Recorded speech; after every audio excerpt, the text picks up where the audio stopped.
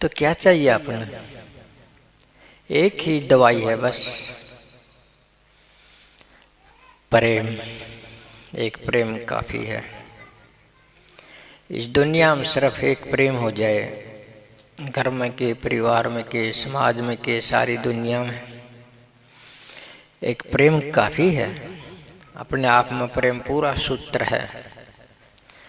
जहाँ प्रेम होगा वहाँ कोई लड़ाई झगड़ाई शोषण दुख है कुछ हो ही नहीं सकता। वहाँ तो पूरा एकपन होगा, सुख ही सुख होगा, वहाँ तो स्वर्ग ही स्वर्ग होगा। ज्ञान बेशक से मत हो आपको, बेशक से आप नहीं जानते किताबों का ज्ञान, बेशक से आप शिवाला नहीं जाते, बेशक से आप मंदिर नहीं जाते, यहाँ तक कि बेशक से आप सत्संग में नहीं जाते, लेकिन आपके भीतर अगर प्रेम है तो सब कुछ है। फिर आपको ज्ञान की जरूरत नहीं, आपको तपस्या की जरूरत नहीं, आपको शास्त्र घोटने की जरूरत नहीं, आपको कुछ भी करने की जरूरत नहीं है। आप तो हो गए जो होना था। बस एक प्रेम काफी है। इस दुनिया में केवल प्रेम काफी है, सब भरपूरता आ जाएगी।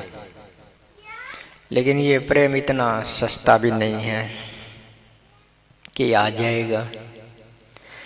प्रेम के पहले तो एकपन चाहिए। आपस में जब तक एकपन का बोध नहीं होगा कि ये आत्मा भी वही है, ये आत्मा भी वही है, ये आदमी वही है, वो आदमी भी वही है, सबके अंदर एक ही आत्म स्वरूप है, जब तक आपको एकपन नहीं आ जाएगा तो प्रेम कैसे करोगे? ये एकपन का आना बहुत जरूरी है कि ये तंत्र वो तंत्र एक है, एक प्राण दो गात, अपने जिये से जानिए दूसरे जिये की बात। आपको नॉलेज होना चाहिए एकपन का, एक आत्मा का, एक स्वरूप का, एक परमात्मा का। अगर ये ज्ञान हो जाए एकपन का, फिर प्रेम ही प्रेम है, फिर कोई दुख नहीं संसार में, फिर तो सफलता है, फिर तो आप सत्संगी हैं। ये तंत्र वो तंत्र एक है, यानी कि ये आदमी भी और वो आदमी भी एक हैं, ये दो नहीं हैं। इन दो आपके शरीर अलग अलग दिखाई देते हैं, इनमें एक ही प्राण है। जितने हम बैठे हैं शरीर चाहे अलग अलग हैं, सभी के अंदर जीवन तो एक ही होगा, एक ही है ना। सबका खून लाल है, सबका हृदय एक तरह से धड़कता है, सबके अंदर वो हड्डियाँ पसलियाँ हैं। हम भीतर को जाएंगे तो दोपना है कहाँ? है कहीं दोपना? कहीं पर भी नहीं है। भीतर से बिल्कुल एक है, कोई नहीं पहचान सकता कौन कौन जाट है, कौन राजपूत है, कौन चूड़ा है, कौन चमार है, कौन हिंदू है, कौन मुसलमान है, कौन ईसाई है, कोई पहचान ही नहीं सकता। थोड़ा सा टाका लगाओ शरीर में, लाल खून निकलेगा, वही लाल निकलेगा जो मुसलमान के अंदर से निकलता है, वही निकलेगा जो हिंदू के अंदर से निकलता है। तो ये हमारे द्वंद खड़े हुए किए हुए हैं सभी के सभी। इनको सत्संग, इनको विचार ही तोड़ सकता है, बस विवेक तोड़ सकता, और कोई नहीं तोड़ सकता। और ये काम बहुत बढ़िया है सत्संग का कि आप इस तरह से एकपन में आ जाएं, सभी को एक रूप में देखने लगे तो आप मजबूत हो जाएंगे, आपका जीवन सफल हो जाएगा। देखना कोशिश करके, घर में जाओगे तो वही लड़ाई झगड़ाई है, फिर चैलेंज है तुमको, वही चैलेंज है। कितने तैयार होकर जाइयो यहाँ से, घर में लड़ाई होगी। क्यों? एकपन नहीं है भीतर, समझ नहीं है भीतर, प्रेम नहीं है भीतर, नरमाई नहीं है भीतर, त्याग नहीं है भीतर। तो एक एक बात आपको साधना करनी होगी। कहने से सुनने से बात तो नहीं चलेगी। मैं कह रहा हूँ थोड़ा सा कुछ करके देखो, थोड़ा त्याग करके देखो। प्रेम ही प्रेम है, कोई दिक्कत नहीं है। आदमी के अंदर छोटी छोटी इच्छाएं हैं। अब ये इच्छाएं हैं, ये एक उत्पात का घर है, और इच्छा एक नहीं है। आदमी के अंदर अनेकों इच्छाएं हैं, अनेकों कामनाएं हैं, जिनके सहारे वो सारे जिंदगी को खो के चला जाता है। चाहिए रेखना तो वो खो के चला जाता है। इच्छा को जो है शांत रखना ये आसान काम नहीं है। मैं कहता हूँ एक खाली एक इच्छा को तुम समझ लो, इच्छा को पार कर जाओगे। इच्छा को पूरी करने लगोगे तो इच्छा को पार नहीं कर सकोगे। इच्छा को समझ जाओगे तो पार कर जाओगे। एक और इसका जोड़ीदार है अहंकार। इसको पूरा करने लगोगे तो ये भी पूरा नहीं होगा। जिसको समझ जाओगे तो पूरा हो जाएगा। अहंकार को समझा तो पार गए, इसको पूरा करने लगे तो डूब गए। इच्छा को पूरी करने लगे तो डूब गए, इच्छा को समझ गए तो पार गए। ये घरों में, परिवारों में छोटी छोटी सी बात ऐसी ही तो होती हैं, लेकिन वो हमें खास नहीं लगती। लेकिन बड़े बड़े युद्ध हो जाते हैं। इतिहास में हम देखते हैं छोटी छोटी इच्छाओं पर बड़े बड़े युद्ध हो गए। एक बात आपको समझाने के लिए बताऊं, द्रोणाचार्य के संबंध में। द्रोणाचार्य एक गरीब ब्राह्मण था। गरीब ब्राह्मण था बस। तो उसका लड़का था अश्वत्थामा। वो पांडवों में, कौरवों में खेलता खेलता उनके महलों में चला गया। तो वहाँ उन बच्चों ने सभी ने मिलके दूध पिया। द्रोणाचार्य के लड़के ने भी दूध पिया, लेकिन उसने आज तक दूध नहीं देखा था। उन्हें बहुत बढ़िया लगा वो दूध, गाय का दूध था। घर आके पिता से कहा कि मैं तो दूध पीऊँगा।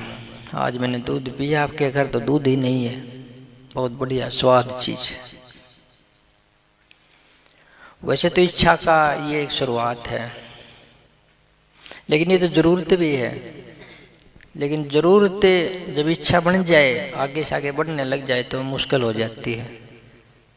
जरूरत तो ठीक है, अगर आगे से आगे वो कामना वासना बन जाए तो फिर दिक्कत खड़ी करता है। अब दूध का स्वाद आ गया, पिता से आके कहता है कि मैं तो दूध पीऊँगा। अब द्रोणाचार्य के पास तो गाय नहीं है, भैंस नहीं है, बकरी नहीं है, दूध ही नहीं है। गरीब ब्राह्मण है बेचारा, रोटी चटनी खा लेता है। तो उसने क्या किया कि कोई बात नहीं, गाय लाएंगे, दूध भी लाएंगे, तेरे को दूध देंगे। तो रोने लगा, नहीं चुप हुआ, बच्चा है। उसकी माँ ने क्या किया कि ये चून होता है, चून में पानी डाला और वो छान के दूधिया पानी उसको पिला दिया कि ले बेटा दूध है। अब रंग तो दूध वाला आ गया, लेकिन दूध तो नहीं है।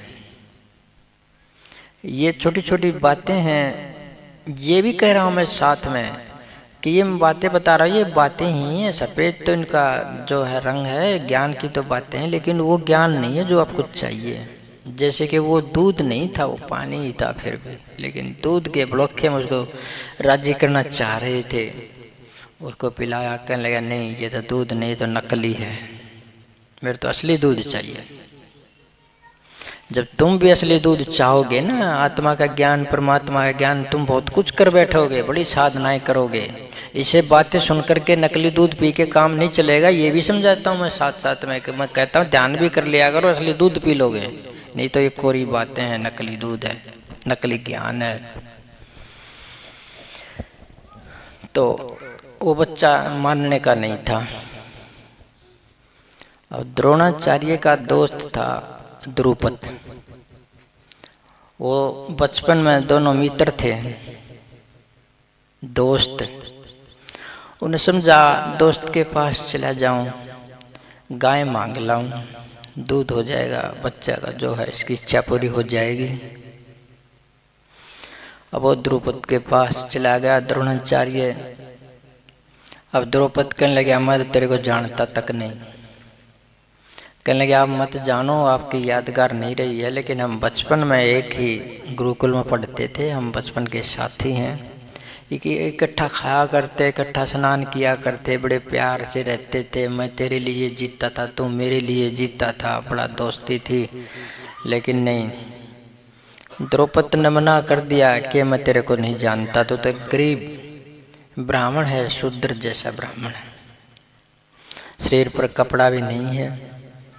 दोस्ती तो बराबर वालों में होती है। अब दोस्ती बराबर वालों में होती है तो द्रोणाचार्य को मुश्किल होगी बेचारे को, बराबर का कैसे बने, बराबर का नहीं बने तो गांव कैसे मिले, बच्चे की इच्छा पूरी कैसे हो। तो उन्होंने मना कर दिया कि जो मित्रता होती है वो बराबर वालों में होती है, ऊंच नीच के बीच में मित्रता नहीं होती है। द्रोणाचार्य का अपमान हो गया। अब यहाँ दोनों चीजें इकट्ठी हो गई हैं, इच्छा भी और अहंकार भी। इच्छा थी दूध की, साथ में अहंकार और जुड़ गया, अपमान हो गया कि मेरे को लज्जित कर दिया इसने, मेरे को मित्र नहीं माना, मेरे को नीचा साबित कर दिया, ये राजा बन बैठा और मेरे को गरीब ब्राह्मण, शूद्र जैसा ब्राह्मण बना बैठा दिया। उसके सीने में आग लग गई, सुलगन हो गई ना सुरी। बात तो कुछ भी नहीं है, बात तो कुछ भी नहीं है, अगर समझे तो बात कुछ भी नहीं है। गया था गाय लेने, नहीं मिली तो अपने घर आ जाता। उसने भी कह दिया कि बराबर वालों में क्या दिक्कत है, अपना घर आ जाता। लेकिन ये अहंकार, ये ऐसा नहीं होगा, ये अहंकार संतुष्ट हो ही नहीं सकता। जब तक आप इसको संतुष्ट करोगे, इसको समझ जाओगे तो पूरा हो जाएगा। अगर समझ नहीं समझे, इसको पूरा करने लग गए तो ये पूरा नहीं हो सकता।